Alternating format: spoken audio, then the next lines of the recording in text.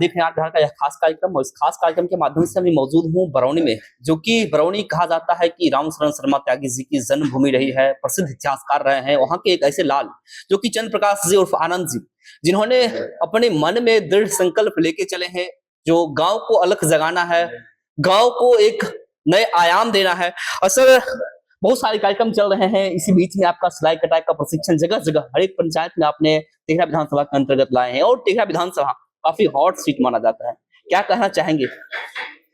ये hot seat है और हॉट सीट को हम कन्वर्ट करने जा रहे हैं, ये आपको मैं गारंटी दे रहा हूँ। ये चंद्र प्रकाश की गारंटी है, क्योंकि जनता आज के डेट में काम खोजती है, काम देखती है। और जिस तरह से 40 साल 50 साल से जनप्रतिनिधि की निरस्ता की वजह से जनता त्राहिमाम कर रही है।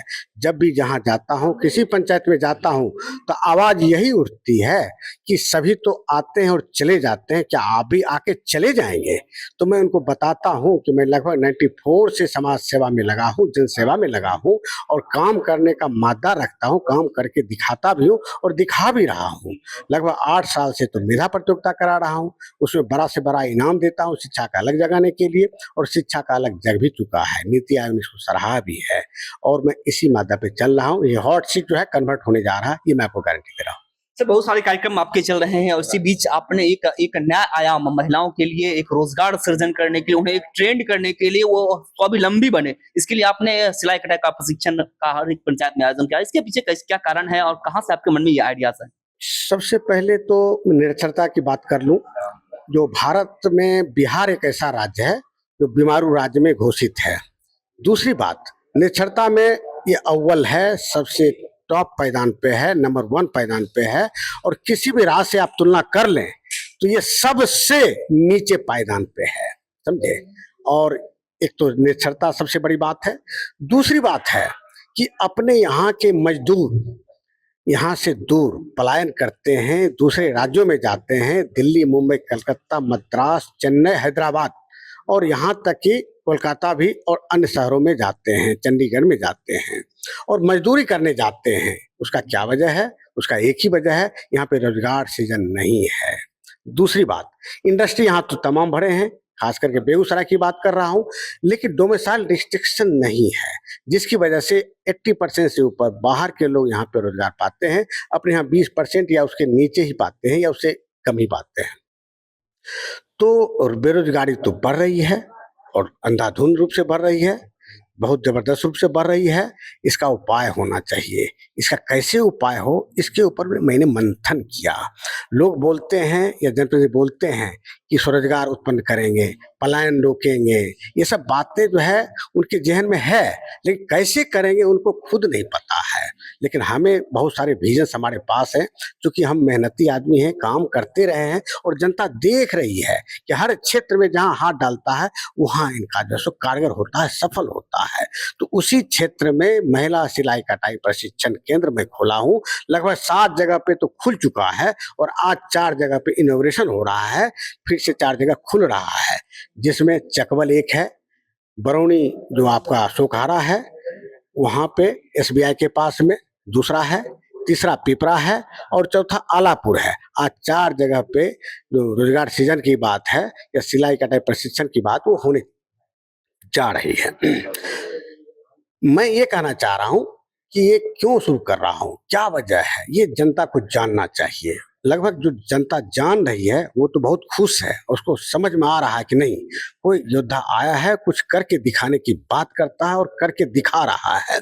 उसमें ये है कि जितने भी ट्रेंड होंगे, जो शिक्षित हो जाएंगे, उनके लिए रोजगार सृजन की बात होगी। एक नेशनल इंटरनेशनल लेवल पे प्लेटफॉर्म बनाने की बात हो रही है और ये इंटरनेशनल प्लेटफॉर्म जो है उसको सबसे जोड़ा जाएगा। जितने भी शिक्षण संस्थान हैं जो हमारे द्वारा खोले जा रहे हैं, और पंचायत 42 टोटल है, लगभग 42-43 ऐसे बोला जा रहा है पूरे टेहरा विधानसभा में, और सभी जगह पे ये सिलाई कटाई प्रशिक्षण केंद्र खोला जा रहा है।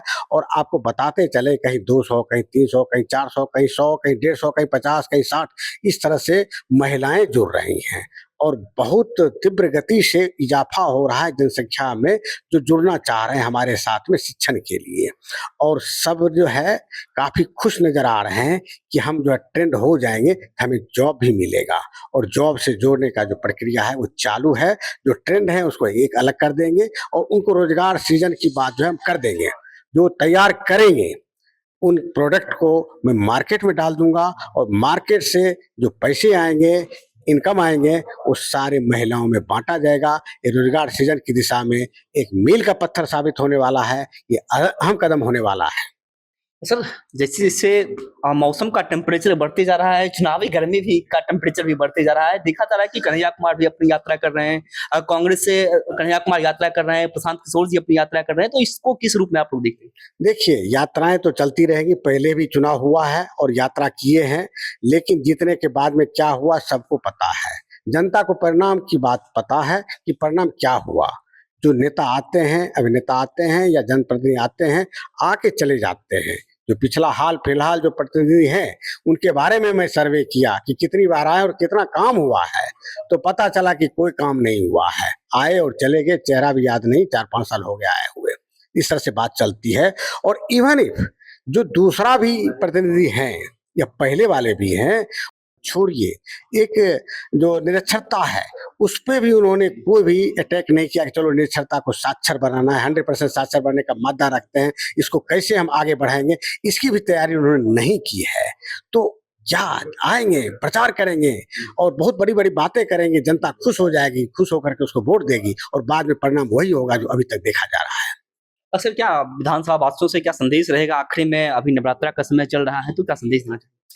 संदेश यही है कि आपके गांव समाज में गांव का बेटा, समाज का बेटा, विधानसभा का बेटा कुछ करने के लिए निकला है और कर्तव्य परायण है और कुछ करना चाह रहा है और आप लोगों के लिए करना चाह रहा है। तो आप इस योद्धा को पहचानिए और आपको अगर सोने की नगरी चाहिए तो तेघरा विधानसभा सोने की नगरी बनेगी, ये मैं गारंटी दे रहा हूँ और ये गारंटी चंद्र प्रकाश सिंह का है। बहुत बहुत धन्यवाद। प्रिय दर्शकों, आपने वो सुना है कि इनका क्या प्लान है महिलाओं के सृजन, रोजगार सृजन के लिए। वो तमाम चीजें ये कर रहे हैं, चाहे वो सिलाई कटाई की बात हो, चाहे युवाओं की रोजगार की बात हो, पलायन रुकने की बात हो, या ये देख रहे हैं कि लगभग 8 सालों से इन्होंने क्विज कंपटीशन करवा के बच्चों को आगे बढ़ाने में अपनी अहम योगदान दे रहे हैं। तब तक के लिए आप लोग बने रहिए और बिहार का यह खास प्रोग्राम देखते रहिए। मिलेंगे किसी खास प्रोग्राम के साथ।